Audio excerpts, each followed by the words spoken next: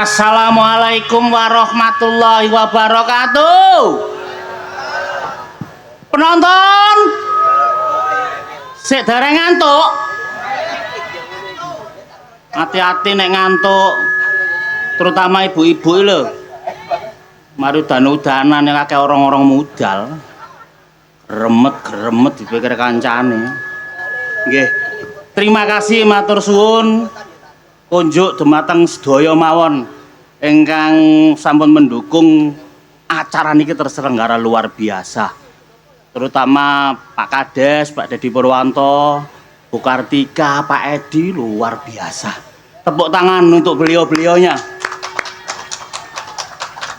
Ini bukti bersinerginya dari segala aspek sehingga malam hari ini tercipta suasana yang luar biasa. Selamat malam juga konco-konco YouTuber, konco jalur langit, tim pedot jalur langit, sabu-sabu luar biasa.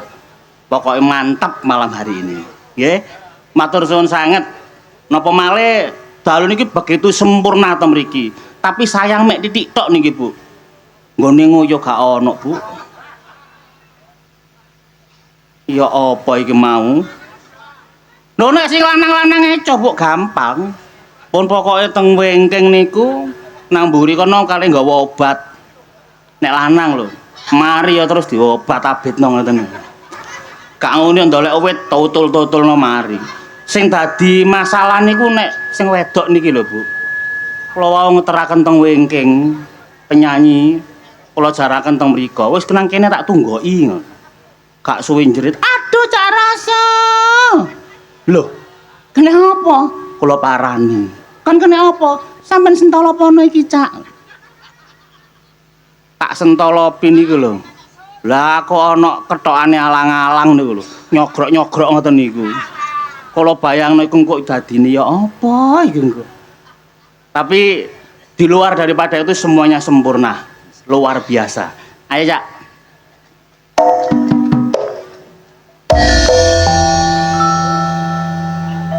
Mana kedona mana?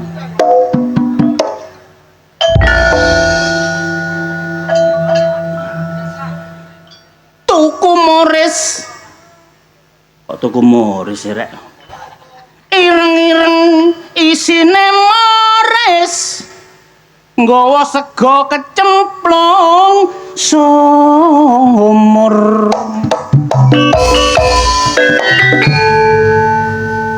Aku seneng karo kabeh dulur kebon waris. Muga-muga kabeh panjang umur.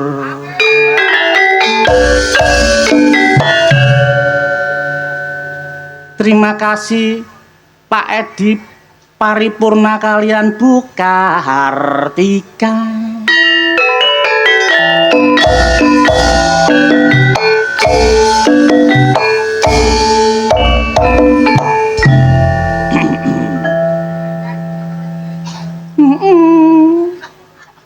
Apa teh krungu nang kene are. Nah. Nang Jombang tuku wedhus sing gawe ro kabang. Budal gak adus. Tapi raup, gak masalah. Sepenting tong mriki menikmati hiburan Budi Wijaya.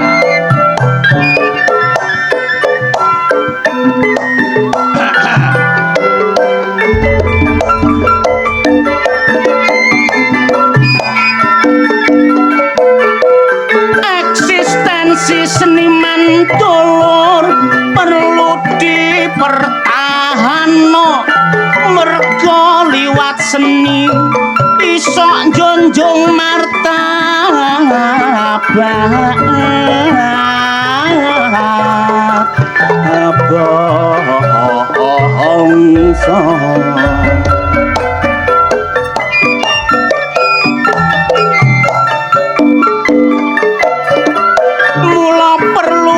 Sinergi seniman karo pejabat sing reksa supaya iso harmonis bebarengan.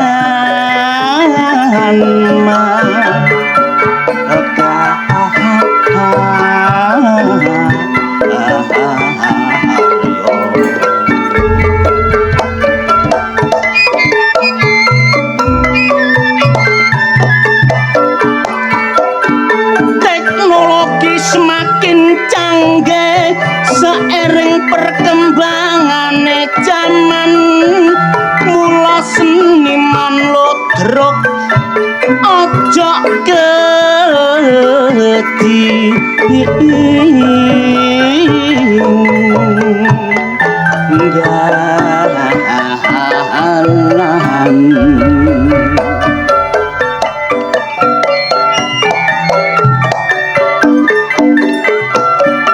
mula dituntut kabeh kanca seniman kreatif lan inovatif iso dadi patu lah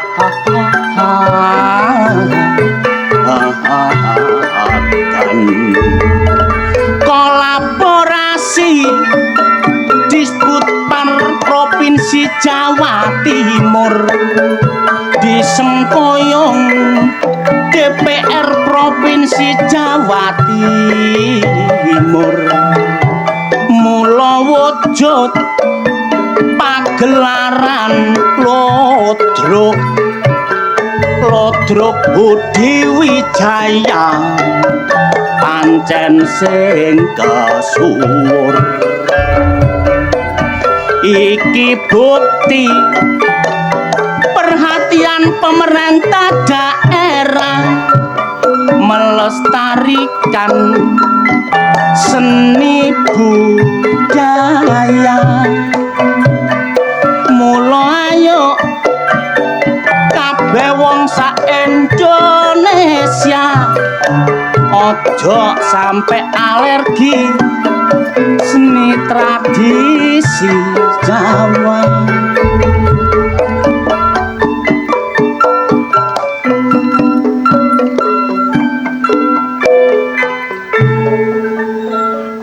Kripik gedang godho telo titik edang pakon padha krasa. Sementing mangken iki pola ceritane luar biasa. Cerita sing sudah diarep-arep, apa diarep-arep iku rek? Dintenteni. Kados pundi mangke lakone monggo. Sementing kula yang mutaken sakniki niki jaman-jaman pun tuwa. Hati-hati.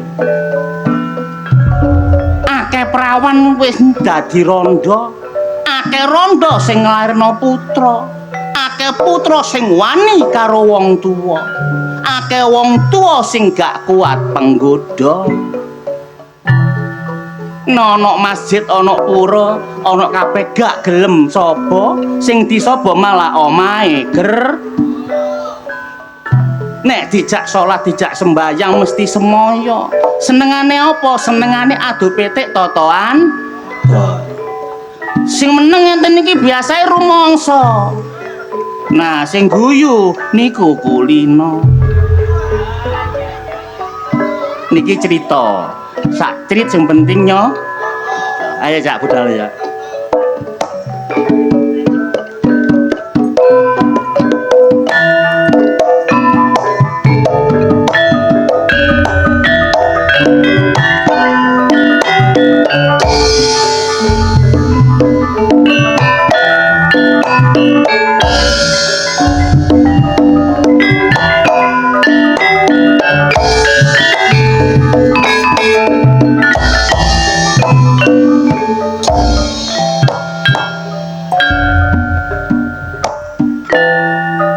Budi Wijaya niki mendahulukan generasi muda, ada penerusnya. Sampeyan tingali sakniki sing main nom-nom, gak sing main, gak ceritane, gak dagelane, kabeh nom-nom. Ada permajaan sesuai kali kekarepane Ibu Kartika. Harus selalu ada regenerasi. Dibuktikan malam hari ini Budi Wijaya siap untuk menantang masa depan. Ayo.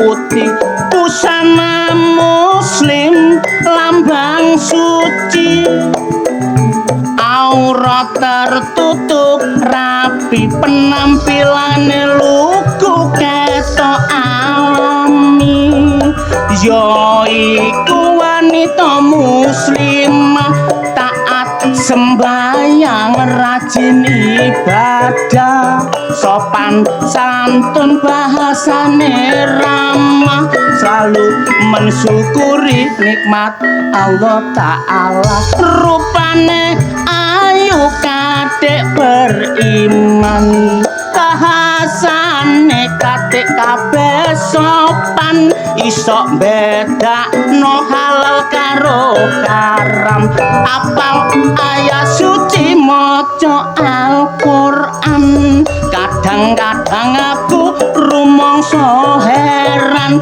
delok arek saiki nek gawe pakaian rupane ayu kok gak dieman kulite mulus digawe pameran nganggo kaos cingkrang ketok udele katokan cekak katok gegere kaose dijanjet gopoh nutupi wetenge bareng digawe mulet ketok apeme bojoku yo gak gelem kari tiru model ABG zaman saiki katoke mlepet wet bokonge gedhi tak delok lah kok persis intel ditaleni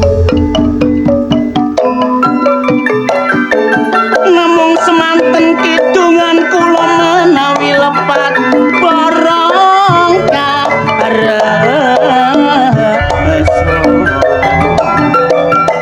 ditinggal awe-awe sing ngedum kancane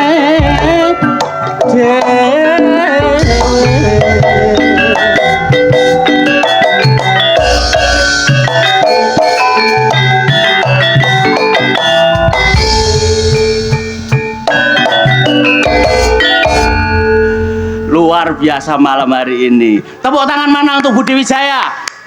Luar biasa. Bahkan ada yang lebih luar biasa lagi. Kalau yang lain-lain mungkin hanya menampilkan artis-artis yang biasa-biasa saja. Tapi malam hari ini bersama dengan Budi Wijaya akan kami tampilkan seorang sosok artis yang luar biasa. Bahkan sudah mulai naik daun. Kayak ular ngene kalau munggah kuda. Siapakah dia? Wanto Teko.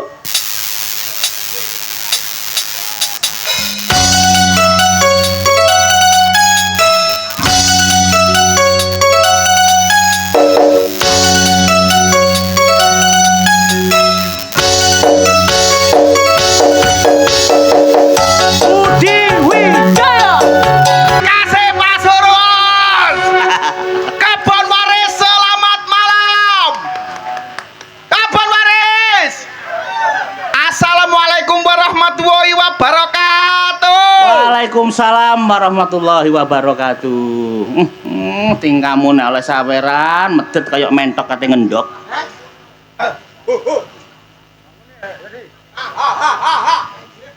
Iki lho. Oh wis. Maksudmu apa kon ngomong kayak ngono? Ayo, itu menunjukkan bahwasannya memang seniman ini dituntut kreatif dan inovatif. Kreatif, pinter, apa maneh? Berdedikasi. Luar biasa. Koyok wong kene kini kebon waris. Masalah semangatnya luar biasa. Iya, kenapa? Awak dhewe iki seniman. Apa maneh seniman iki seni iku kaya lodro ini gamelan iki ya, seni yang merupakan suatu bentuk yang penuh tatanan sing akhirnya kok iso dadi tuntunan ora mung tontonan. Ngono ta. Awak dhewe iso dadi tulodo. Berarti gawe contoh. Sing liyane. Ya apa carane iso ndolek saweran sing akeh. Oh, ngono ta. Yo. Ojo nakano saweran so. Lah apa? Wong dagelan bayarane akeh. Oh iya. Nakano saweran. Anjen nek kanggo iku, dhuwit iku gak penting. Gak penting so. Iya, gak patek boto dhuwit ta. Tak foto. Sing tak botone iku mek beras, Wah. minyak goreng, gula, butuhan liyane ngono. Hei. Beras, gula, brambang kabeh ku ya butuh dhuwit so. Oh iya. Iya, makane didongak-dongakno so warga kene. Heeh. Didongak-dongakno kabeh. Tuku muris Cakep. diwadahi karas. Lo cakep so. Kabeh warga Kebon Waris muga-muga seger waras. Wah. Tuku muris tak pangan nang pinggir sumur. Cakep. Warga Kebon Waris muga panjang umur. Tuku muris diwadahi rantang. Cakep. Tak dongakno mari bengi iki kabeh warga Kebon Waris bebas teko utang. Awa umah. Ketok sing muni amin iku ketok akeh utange kaya iki. Tuku muris tak gawa mule aku ketiban ondo. Main nang Kebon Waris. Iya. Muga-muga aku mule gawa rondo. Awa umah. Alhamdulillah. Ya Allah, seneng atiku. Seneng-seneng tok. Nang kene iki matur nuwun. Matur nuwun. Nang Pak Kades Pak Dadi Pak Purwanto. Pak Asmane Purwanto. iki mirip karo Ketua Ludruk Budi Wijaya. Iya. Nek Ketua Ludruk Budi Wijaya iki apa Didik Purwanto. Nek kene Kadese Pak Kadese iki asmane Pak Dadi Purwanto. Ambek Pak Edi Paripurna. Pak Edi Paripurna. Pak Edi Sugeng Dalu.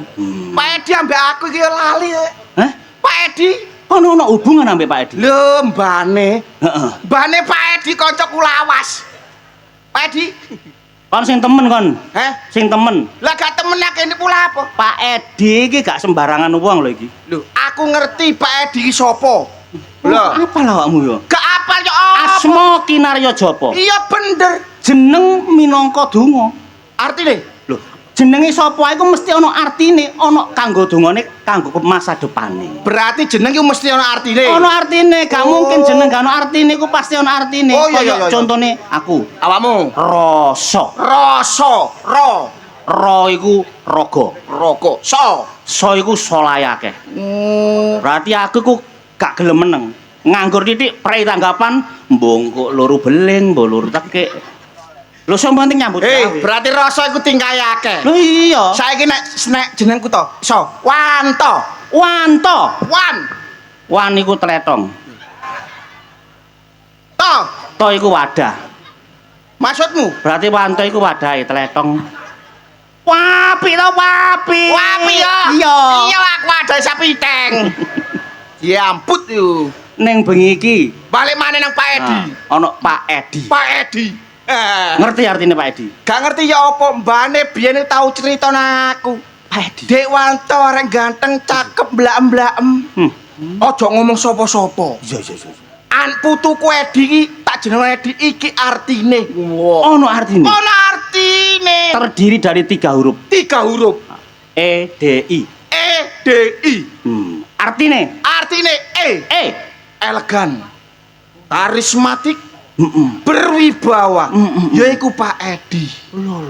Pak Edi. Pak Edi. D. D. Dicintai, dihormati dan disayangi sesama warganya. Yaiku Pak Edi. Iya. Terakhir I. I. Ikhtiar.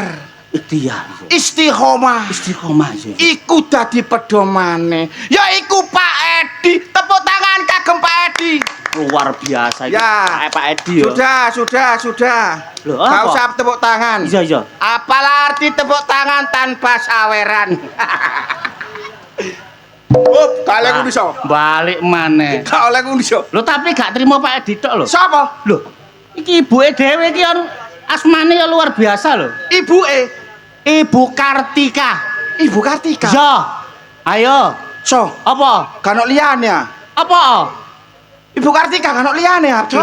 Apa? So, Ibu Kartika itu terkenal dengan dedikasinya. Orangnya tegas. Berwibawa. Salah ngomong titik, so. Apa? Nyawaku taruhane, so. Nyawa, so. Seniman itu cerdas. Iya. Semakin cerdas, semakin dia itu pandai Iya. untuk mengolah kata. Cerdas ya cerdas. Tapi so. kudu tanggung jawab. Lah, iki masalah Ibu Kartika, so. Lha apa? Bu Kartika wong apik lho. Anakku sik cilik-cilik lho, so. Apa? Lah nek keliru ngomong apa gak dor engko. Wani apa enggak? Bu Kartika, sugeng dalu, Bu. Ngapunten. Mari lapo kon njaluk sepuro yo. Mari lapo? Bene nguk keliru, so. Aku titip anakku yo. Apa? Anakku sik cilik. Apa? Aku kok keliru ngomong modon celek dikecrek bosok, so. Wani apa enggak? Wani apa enggak? Nek gak wani karuane, akeh dagelan liya. So, jok ta, so. Wani ta enggak kon? Bu Kartika wis ngene-ngene. So, Kartika. Kartika. Ayo. Ngapunten, Bu. Kartika. Kartika. K. Karakter yang dimiliki Ya. beliau bisa mencontoh generasi milenial, yaitu Ibu Kartika. Oh, bisa dicontoh generasi yo. Bisa jadi teladan. Ngapunten, Bu. Awas kon jidokmu dikepruk temen kon salah kon kok. Ya. Aku pernah melihat beliau yo di sini. Yaitu Ibu Kartika. Teka erek. Raden Ajeng Kartini yaiku ada di sosok beliau. Siapa lagi kalau bukan Ibu Kartika. Luar biasa. R iku ya. T. Tetap rendah hati, tidak sombong dan baik hati. Meskipun sudah memiliki jabatan, beliau adalah Ibu Kartika. Lami serek. Iman dan takwa tetap menjadi pedoman dalam hidupnya. Geniku Ibu Kartika. Tutuk ndi, Mang? K. Kira-kira Dorong tek lho ya. Dorong kali situk lho ya. kira-kira Ya. disawer taga aku. Melayu. Iku T. K. K. Iku Mang K. Sing terakhir. Sing terakhir. A. Ayo. Ayo Bu nang rene, Bu.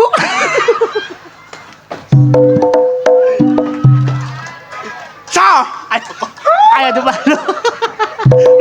Hei, Bu Kartika nang kene.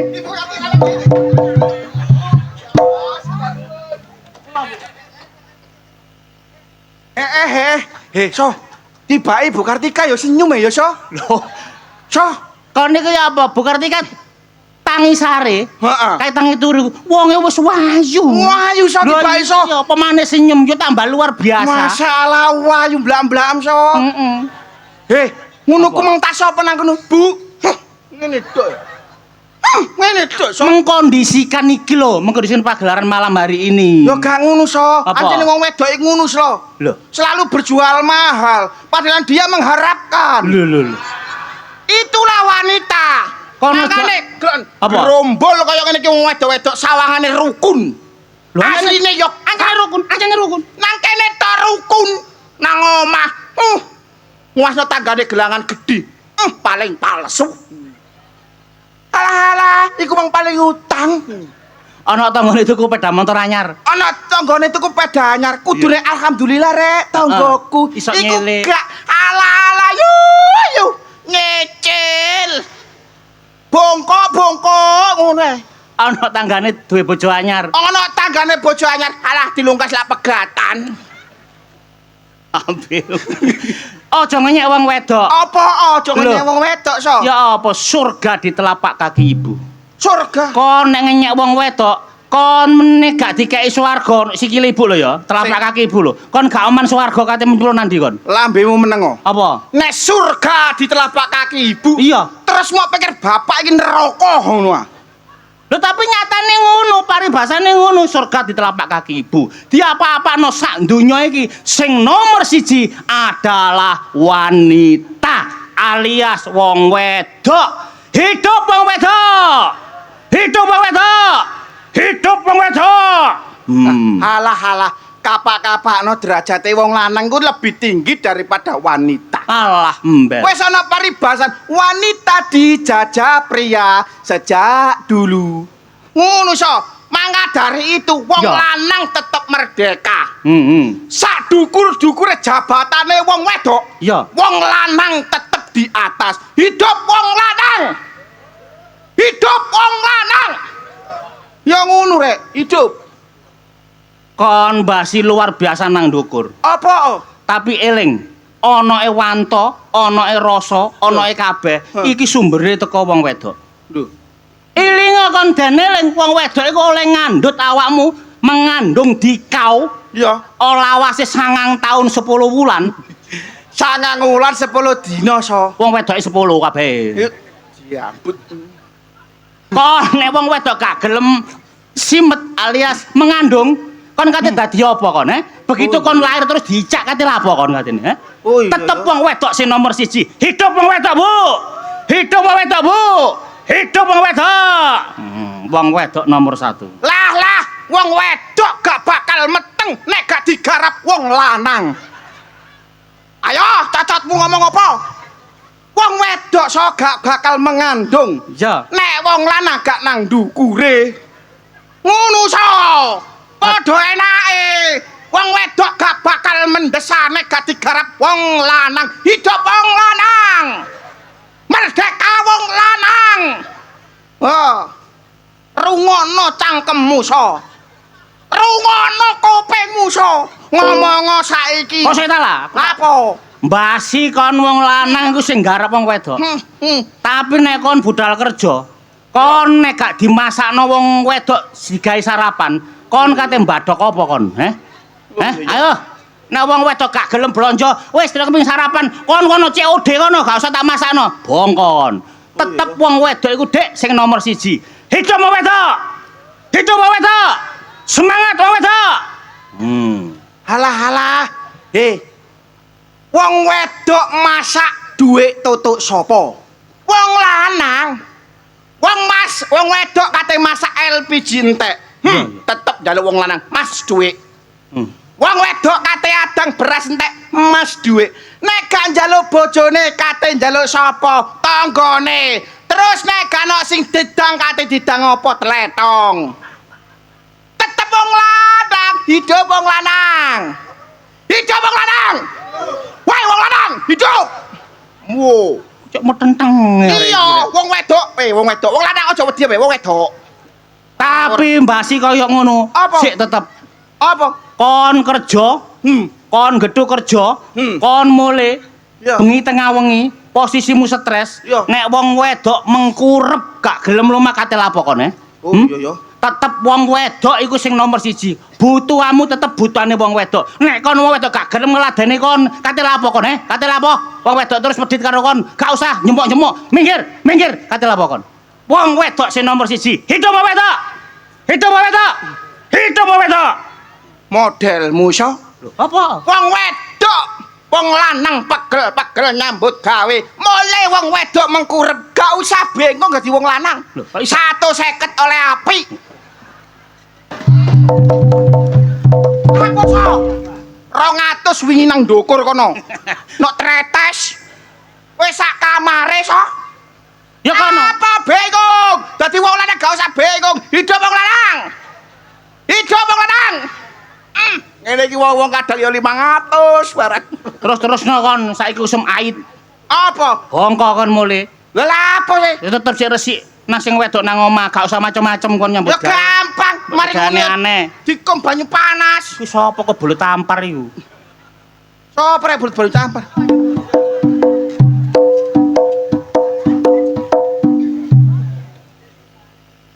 Congok. Kon yo congok. Kon iku gak ngerti lagune Bu Kartika. Apa? Damar apa lele niki lho. Damar apa lilin? Buyar apa kawin? Ati kadung ambyar. Kowe entuk yang lain. Damar apa temple? Buyar apa begenggek?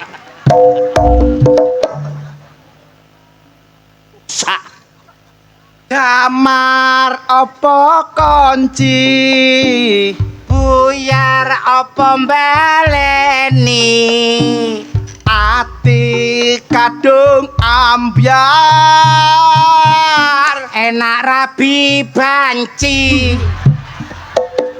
gila kon belani wong lanang Ya, ya. kon belani wong wedok Kene kan. kepantesan raimu sing kaya sepak ngene lho matamu ngono Kon.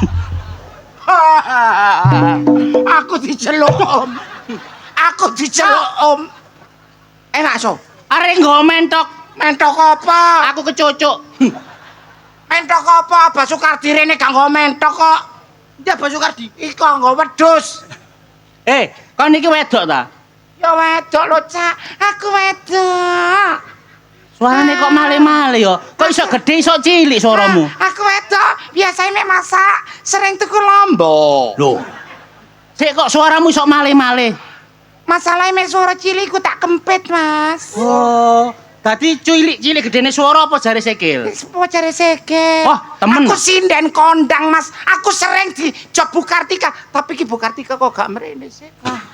Gak suka aku. Kon rono, dikon rono. Dikon rono. Iya. Rono. ya Allah Rusak wis. Awas. awas ana begale Surabaya awas ana begal Bapak-bapak, ibu-ibu, mungkin sinten mawon sing disalami Mami Okta nek mantuk, mungkin sampean wudu ping 7 kali wedi nggih.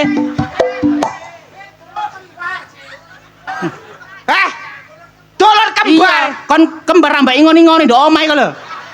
kaya guguk ya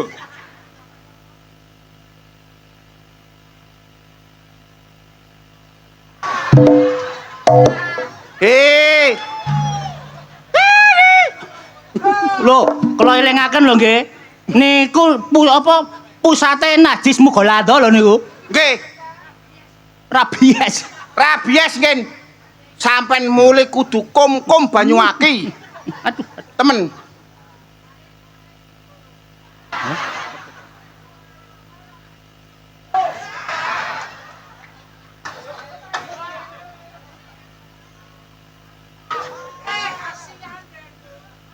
Satpol PP, panggilan Satpol PP Satpol PP. hei Apa? ya Allah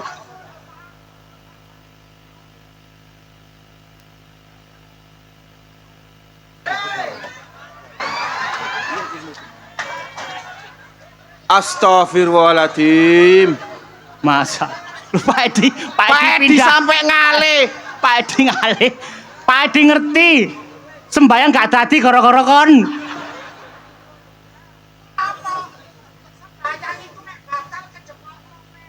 Iya. Toh, kok kon cewir. Kok nyewer kucing nganggur. Ayo kon kapok kon. Ayo kon. Lho. Lato-latone pedot.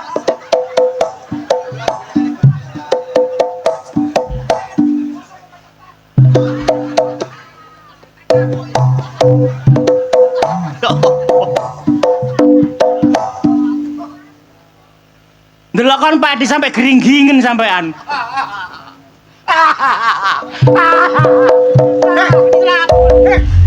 Aku tersentuh laki-laki. Kayak wong suci kalau modelnya. Padahal aku iki duwe wudu. Kudu. Aku mek ben kape tanggapan takono Bu Kartika. Wudu menghilangkan hadas kecil. Suaramu kok male-male sih? Iya. Kayak ukuran cilik. Ngamboronging tak kempit. Wedok. Ayo terus. Awang-awang Langu bebasan tanpa kopi. Macane gendeng.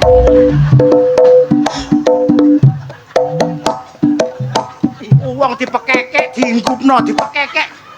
Kon nek awekku suwe kon gelem nempuhi ta? Kesucian seorang gadis ini kesucian iki.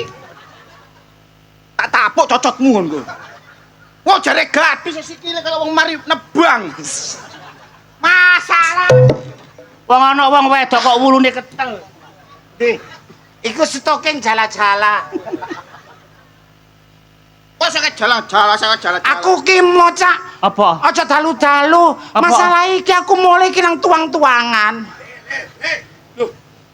Nom-noman pemuda kampung iku kudune iso njaga keamanan kampung. Dadakon kelumbrak Sik, menengo. dalan. Raimu ku wis elek lah pokon ngaku gendakane Bu Kartika. Gak kira kon gelem diarepe Bu Kartika. Lan- Kon ambek Bu Kartika diidoni lho kon. Jus. Pisan kata Bu Kartika diidoni kon kok. Jus. Pisan kata diidoni kan. Aduh. Wanto. Nggih, Pak Cari. Karo pisan kon rasa. Mbok iso ngandani badak liar iki. Kene Pak Burik. Pak Burik matakmu ngono. Pak Cari. Pak Cari. Cari kaya petelo 2B ngene.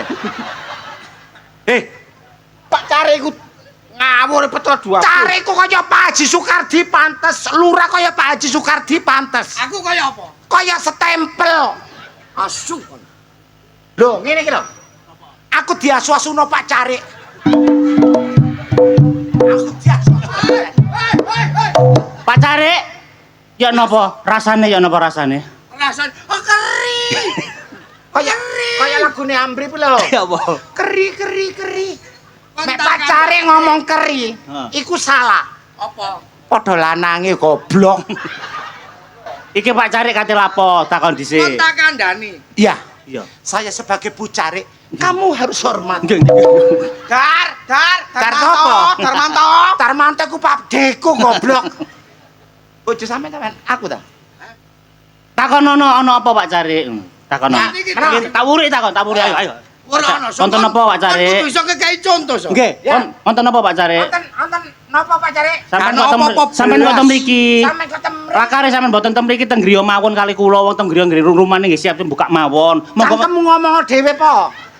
Ngajari tapi cek akeh kon sing ngomong. Rek. Cari singkatan bocah borik.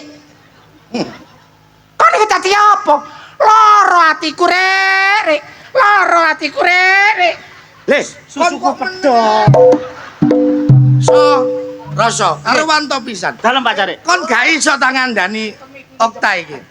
Kon ngerti ya keadaan kampung iki kesro sajoke Pak Lurah iki dadi dongkol. Luwe-luwe dina iki kate ngadepi pilihan lurah. Nggih. Kon gak roh keadaan kampung kesro kaya ngene. Apa?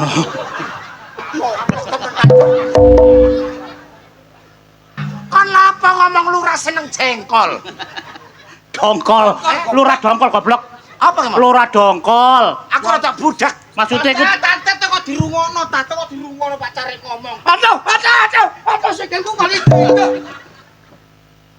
Monggo Pak Cari, monggo Pak Cari. Sawerane gak sepiro gedelang ilang. Alah, gelang-gelangan mari ngono lak ijo. Pak Cari yang napa? Pak Cari nyala apa Pak Cari? Monggo. Oleh kelana apa ket 1000 bae iku mah. Kirusui keblek iki lho. Lah apa kon asline ya ngesiri aku. Asu. Ngene lho, Rek. Nggih, nggih. Pak Cari. Kon tak kandhani bolak-balik. Keamanan kampung iku nggo tanganmu kabeh iki sebagai pemuda. Kon nak wis selesai. Desa kene Serambi Puji iki kate nganakno pilihan lurah. Ngadakno. Nganakno mbek kadakno iku padha ae goblok. Nganakno lak mana Pak Cari? Terus kersane Pak Cari kados pundi? Kon yo kudu iso njaga keamanan kampung. Kon ro sesuk kono mah. Oyak-oyakan maling kon yo enak-enakan nggo kene. Apa? Desa Aku wis gak kakek ngomong ya. Tak kandhani. Keamanan kampung iki tak pasrah nang awakmu kabeh. Nggih, nggih. Aku tak nang balai desa.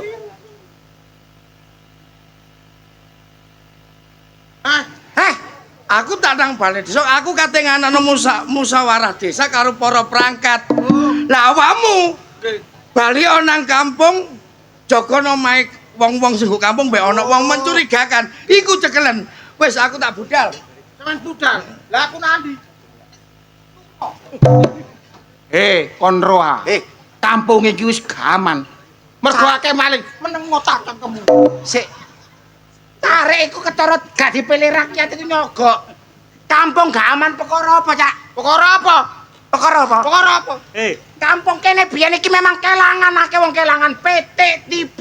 Saiki aku diangkat dadi keamanan aman. Aman anjane. Malinge aku dhewe. Ajar foto kamu dhewe.